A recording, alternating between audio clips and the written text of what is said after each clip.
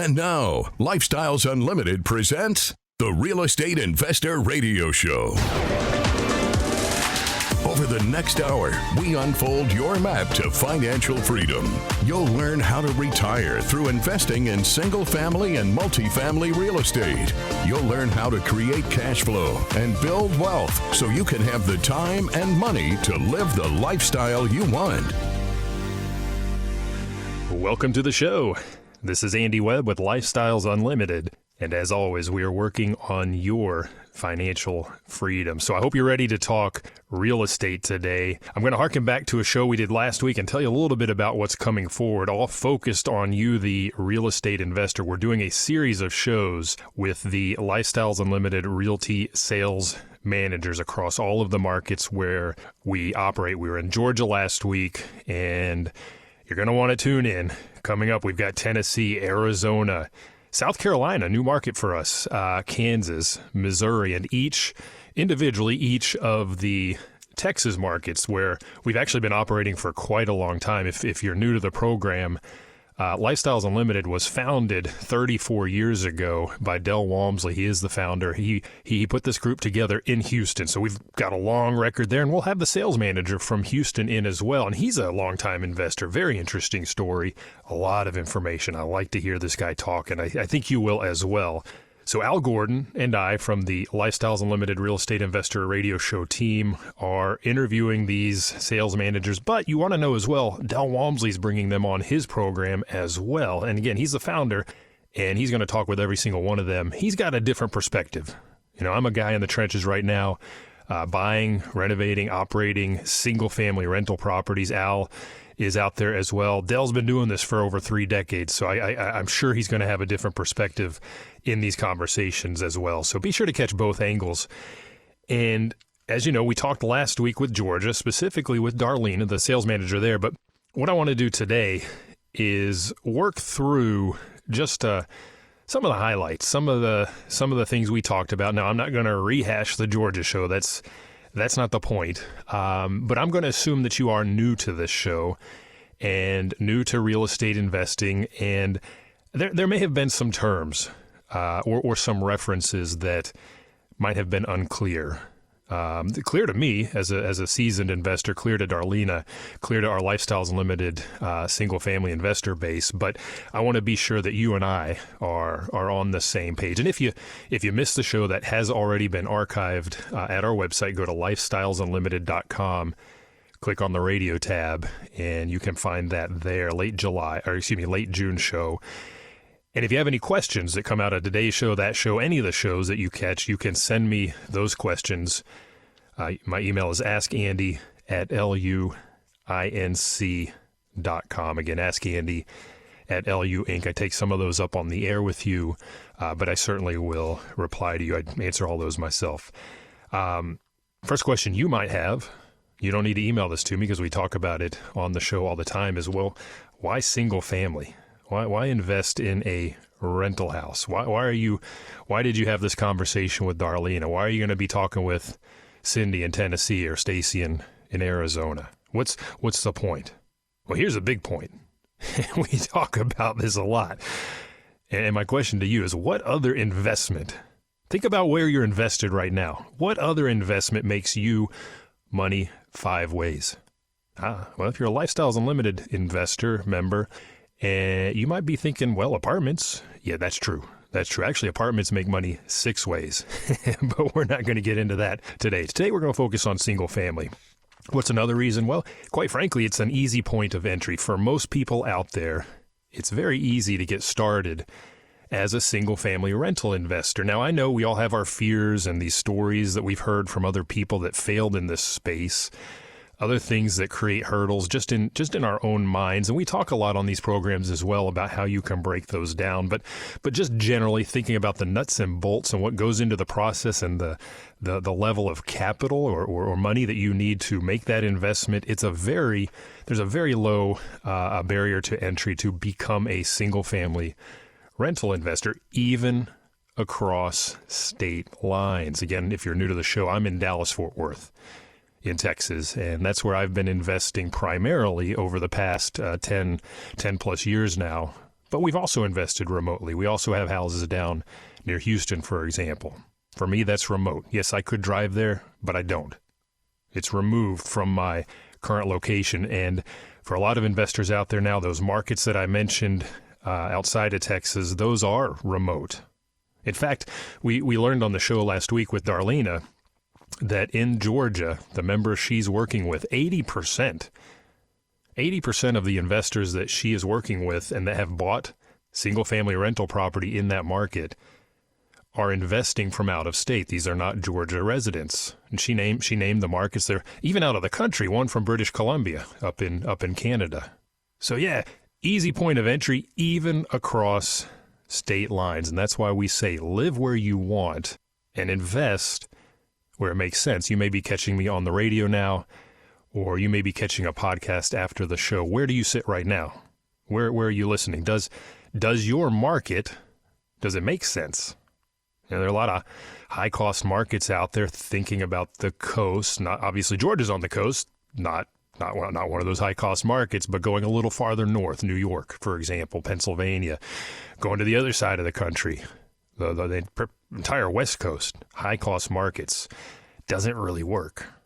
Landlord-friendly or unfriendly? You might ask yourself that as well, thinking again about the West Coast, California, Oregon, Washington. We've heard all the stories there. People move in, rental owners can't get them out. There are some pretty bad stories, in fact, that I've seen in the press lately. Not true in landlord-friendly states. And if I want to invest in a rental house, it's something I'm going to then market and rent out, obviously.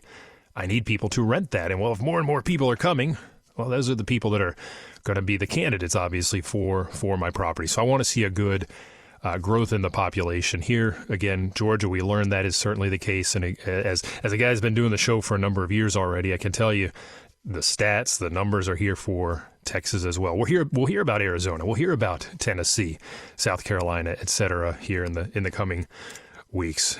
So those fundamentals, those demographics are very important.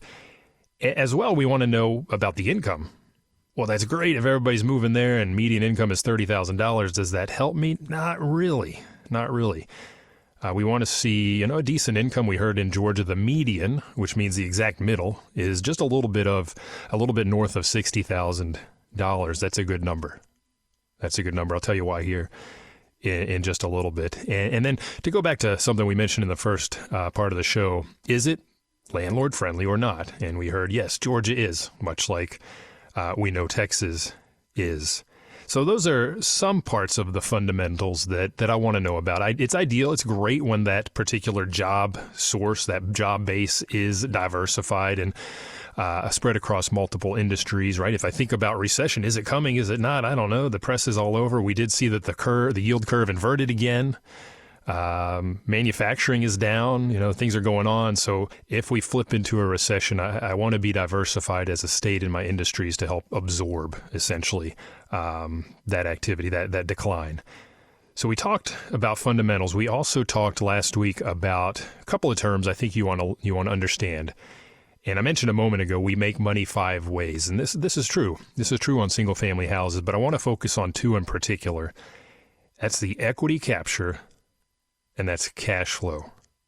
And we learned in Georgia we're strong in both equity capture and cash flow. What is equity capture?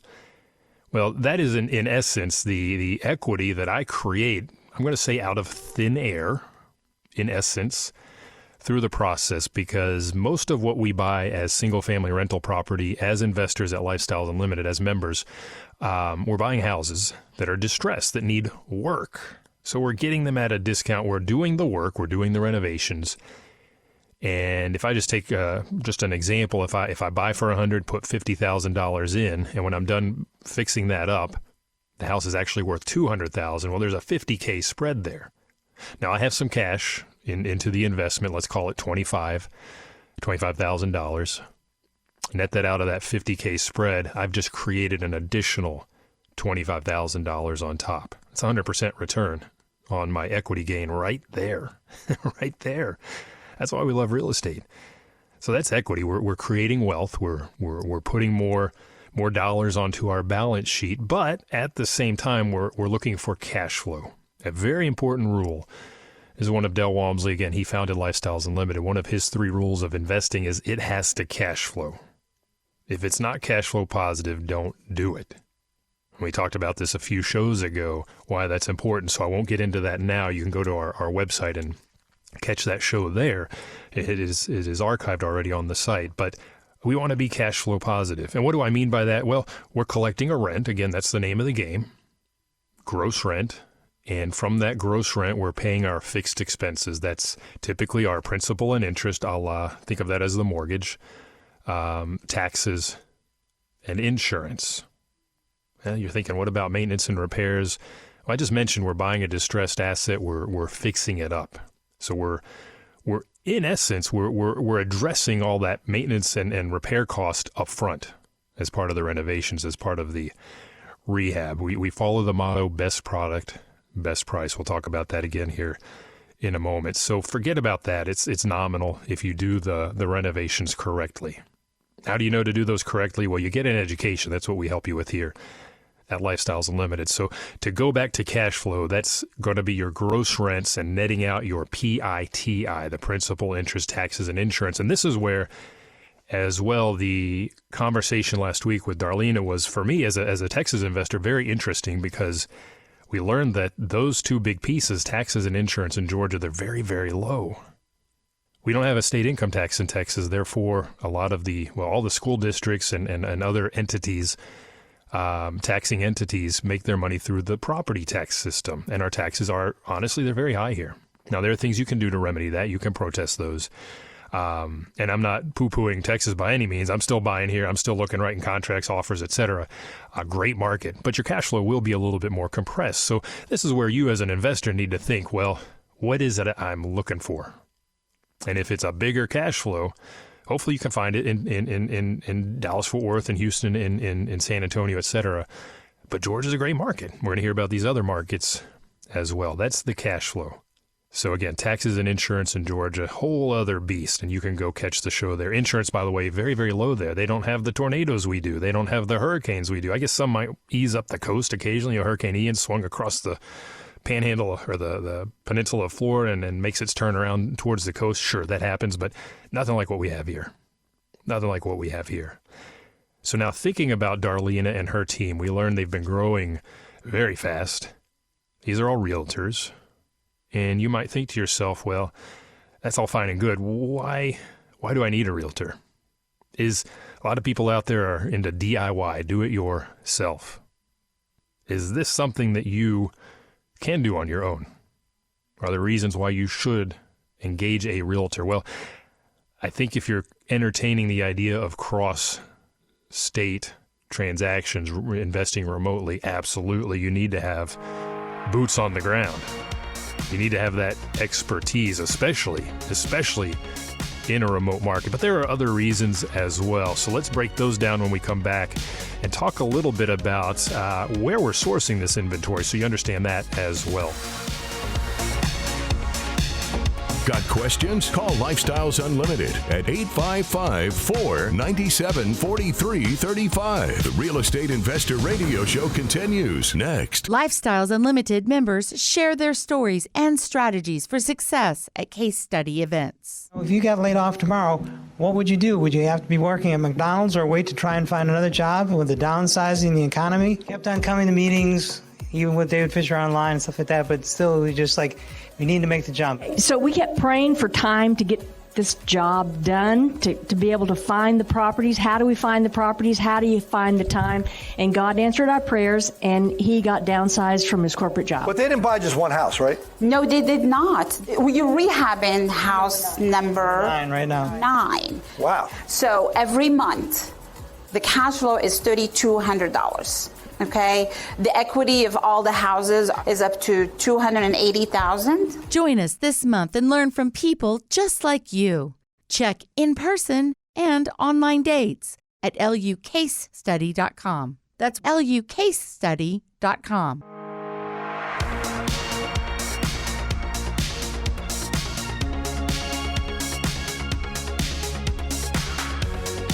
creating the lifestyle you've always wanted. You're hearing Lifestyles Unlimited's Real Estate Investor Radio Show.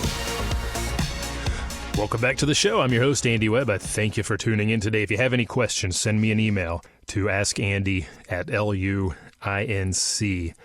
And we're working through some concepts, some things we heard on last week's show when we talked with Darlena, the sales manager for Lifestyles Unlimited Realty out of Georgia. And we're going to hear from the other markets in the next few weeks as well. So I thought, let's acquaint you with some of the terms you may have heard if you're not familiar with these. This will help you as we continue to have these discussions, or when you go back to our website and listen to the archived podcast there.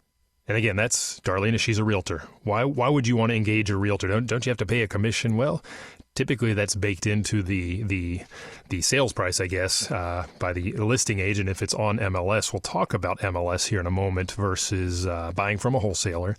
But it's the expertise, especially for me. I'm fascinated by the Georgia market, Tennessee. I saw a great email about a property in Missouri just a couple days ago. Fundamentally good markets, but I don't have the expertise. I could tell you all day long about Dallas-Fort Worth, very much an expert here, other parts of Texas, but Georgia, nah, don't know the nuances of that market, so I will lean on that realtor. For example, we talked last week about buying with hard money. We'll talk about that here in a moment as well. And in Georgia, well, I can't just do that in my personal name like I would here. The state requires that I have that in an LLC, that I buy in an LLC when using hard money.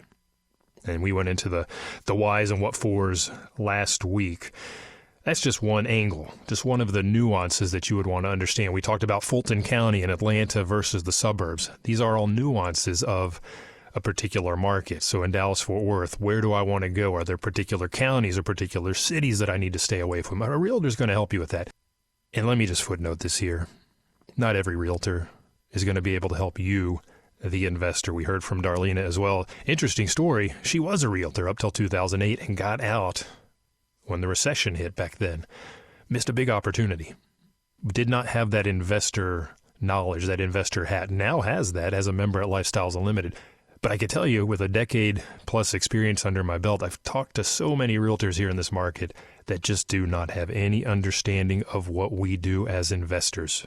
Okay, so you have to be careful with whom you're associating out there. The good news is, as members at Lifestyles Unlimited, if you're working with our realty team, they are members, they are investing, they get it. They get it. So that's just part of it, part of the nuances. I'll tell you as well, just thinking about here in Texas, I know, again, I have to go back to the DIY folks out there. I'm just going to do it on my own. Can I write my own contract? Yeah, you can. Get your real estate attorney to do that for you. You may even know that the TREC, the Texas Real Estate Commission 1 to 4 family sales contract is available. It's out there. You can use that. But should you? Should you? It's 11 pages, promulgated by TREC. You may not know this, but the broker lawyer committee meets every couple of years, and they revise that thing. So are you even working with the latest and greatest? Do you understand the changes that have come down the pike in the last couple of years to that 11-page beast? It's a lot of boilerplate stuff, some fill in the blanks, check the boxes, etc. But our realtors in the state, they have to go through a renewal period. They do CEs, continuing education, much like your CPA does. So they're up on the latest and greatest. They understand then the nuances of that document, the paperwork. So they can make sure that what you're putting together is solid and in your favor. That's what our realty team does. So can you do it on your own? You can. I'd say caveat emptor, handle with care. And what that realty team will do for you then, as you identify and say, this is the one for me. I had this conversation with a realtor here in the Dallas area just last week. This is it. I want to go make an offer. Then you start to talk about the terms. What are the best terms? What are they seeing right now? Somebody that's operating and working with hundreds, thousands of members, well, they're seeing which terms work in a contract, which don't. What do I mean by terms? Well, price is a part of that contract, but there's a lot more that goes into it. Should you have an option period or should you not? Well, how much do you pay? What about earnest money? 1% of price? That's kind of traditional. Do I want to sweeten and double or triple or quadruple that number? We had that conversation. Let's go in with $10K. Done. How quickly should I offer to close? How quickly can I close? It's a conversation you'll have. Who pays for title insurance and closing costs? Do I want to offer to pay that for the seller to sweeten it?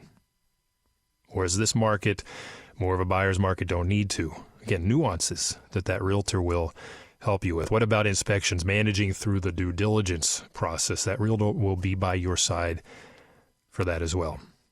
And I'll tell you as well, the Lifestyles Unlimited Realty team, they do a lot of the analysis for us up front. And Darlena mentioned blasts, property blasts. They didn't have those in Georgia. That's one of the reasons that she said about getting that organization put together there. Again, great market. Good thing she did. But a blast comes out, and I got one here. This was in Georgia, in fact, a couple days ago, maybe last week, end of June. He tells me here the after repair price opinion, after repair value, you and I might call it that. He tells me the price going at $130K. He tells me what my estimated equity capture, we talked about that, is going to be $32,000. Am I out of pocket? Well, how much money do I need to bring to get this thing closed and done? $20,000 to create $32,000 in equity. That's greater than 100% return. This is in Georgia. And then cash flow. They've already figured out what this thing can rent for and what I can generate in cash. That net cash flow that we talked about, $427. Great number. Great number. Again, Georgia has lower taxes and insurance, so cash flow tends to be higher. Reasons to look at remote investing. Cash on cash return, 18.2%. Where can you make money 5 different ways? Right here. Equity capture, cash flow. You're going to hold this thing and enjoy some appreciation. Equity buildup as your resident pays that mortgage. You don't. They do. And great tax advantages. So this is just one example of a blast. Now, if I'm interested in this, I say, yeah, I hold up my hand, send my email, whatever, call the realtor, and I get a much more detailed package of information that's going to tell me, for example, well, how did they conclude that the after repair value is going to be $225,000? Well, I'll see the comps they used. I'll see the lease comps. I'll see all the information I need to dig a little deeper and draw that conclusion, yeah, this works for me. So that's what the Lifestyles Unlimited Realty team does for you. Now, I mentioned a moment ago, MLS versus wholesale, multiple listing service. What do these terms mean? First and foremost, a lot of what we're buying is off market. A lot of what we're buying is on market. And Darlena went into some of the occasions when they might go one direction or the other with you, the investor in Georgia. But just to explain, MLS, that just means on the market. And typically, because it's on the market, you're going to have different terms in your offer, your option period, et cetera, that you'll consider than when it's off market. And when it's off market, commonly, not always, but commonly, this is something that is being sourced by a wholesaler. So we're buying property, houses that need work. So if I think about the Lifestyles Unlimited model, we're looking for these distressed houses because we can create that equity capture, because we can buy at a discount. And we're going to go in and we're going to fix everything up. That alone points to what I said earlier in the show, that maintenance, because a lot of people think rental property, taxes, tenants, toilets, oh my gosh, calls at midnight, things are breaking. Well, when you address that at the outset, that maintenance is addressed at the time of renovation, at rehab, you don't have ongoing issues if you do it right. So ARV, after repair value, needs work, sometimes a little work, sometimes a lot of work. That's where our team helps you, by the way. They now have experience with this. Over 30 years as an organization. Who is going to lend on that wonky house where the foundation was visibly down 8 inches in the back? That's where we use something called hard money. And we talked about this briefly with Darlena last week as well. Hard money in that state requires a little bit of a different operation using an LLC. Go check out that show. But for you that are new to the program and don't even know what is hard money, that's what I really want to address right now. Just very quickly, a hard money loan is a loan that is backed or secured by the property.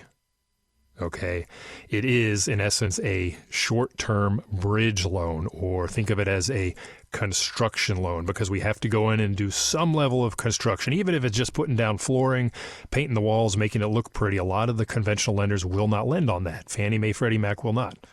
So we're going to go in, we're going to fix everything, but to do that, we need somebody to give us the financing, and that's what hard money does. They do not care about the condition. They're going to look at our repair bids, look at our scope of work, and determine that ARV that we just talked about. Okay, well, if you do everything you're talking about based on what I see in the neighborhood for sold comps, here's where that after repair value or price opinion is going to be. We're going to lend you 75% of that. So if that house, if I can buy it for $100 and I need $50 to do the work, guess what? They're financing the purchase and the repairs. I'm not out of pocket anything but the closing costs and a little bit of holding cost. But we're going to get through the repairs, and then we're not going to stay in that high interest loan. We're going to refinance out. So we refinance out of that hard money and into long-term debt. And again, thinking about Georgia, you're in an LLC. Well, you just roll out of that LLC into your personal name for that long-term debt. So that's hard money in a nutshell. Again, if you want to learn more about that, go to our website, search bar at the bottom, type in hard money, and lots of articles and interviews out there in the radio archives for you. That takes me to one final concept I want to address today, which is in particular around investing remotely. And this pertains to you whether you're investing across state lines really or even in your hometown. And that is that team. And I just hinted at the fact that I don't want to be out there doing the work. I don't want to be out there swinging the hammer. I retired from corporate America. I do not want a new job. You may still be in corporate America and not have time for a second job. So hire that out. But you do need to build that team. So how do you do that? Well, very commonly referrals from other investors. We did a show, that's probably been a number of months now, maybe even last year, talking about building a team remotely. You can go find that on the website as well. It's no different whether Andy from Dallas is investing in Athens, Georgia, Macon, Georgia, somewhere in Tennessee, is no different building a team there than it is here. I just may not get to meet them and shake their hand in person, but I'm going to get the referrals from that Lifestyles realtor there. And I'm going to go out to the Lifestyles Unlimited vendor portal and see who they've got. Hey, who do you recommend? What members have given feedback on that GC? What is their feedback? He looks like a good guy. I'm going to do this. Have that call. So you can build a team remotely. You can build a team locally, but it is very, very important that you build that team. And again, that goes back to the question as well. Why use a realtor? Every realtor I know has a pocket full of vendors that they're ready to refer you to. Do your due diligence, of course, because not all realtors are the same. Not all vendors will be the same. And of course, at Lifestyles Unlimited, we have the infrastructure for you. We heard about Georgia and the infrastructure there last week. We're going to talk about the other markets in the coming weeks. So if you're interested in taking down that first single-family house, whether locally or across state lines, what do you need to do to get started? Oh, go check out our website, lifestylesunlimited.com. Click on the free workshop button because that's the introduction to what we do as an organization. If you're not familiar with us, if this is your first time catching the show, 90 minutes free. Good place to get that introduction. And again, hear about the 5 ways we make money on our houses, 6 on apartments. And then be sure to tune in to the full series of shows with the Lifestyles Unlimited Realty team. And then you'll say, hey, I like it where I am here in Arizona. I'm going to invest here. Or, hey, I'm in California. It doesn't work. Let me invest across the country in Georgia. We have members from Hawaii investing in Georgia. So many places you can go and make those great, great returns and build that financial freedom. But you got to get started. Again, lifestylesunlimited.com. I thank you for tuning in today. Remember, it's not the money, it's the lifestyle. You have a good day. The information and opinions you hear on the Lifestyles Unlimited Real Estate Investor Radio Show are those of the host, guests, and callers. The Lifestyles Unlimited Real Estate Investor Radio Show is for entertainment purposes only. Please consult a professional regarding your personal investment needs. Nothing presented constitutes an endorsement, recommendation, offer, or solicitation to buy or sell any product or security.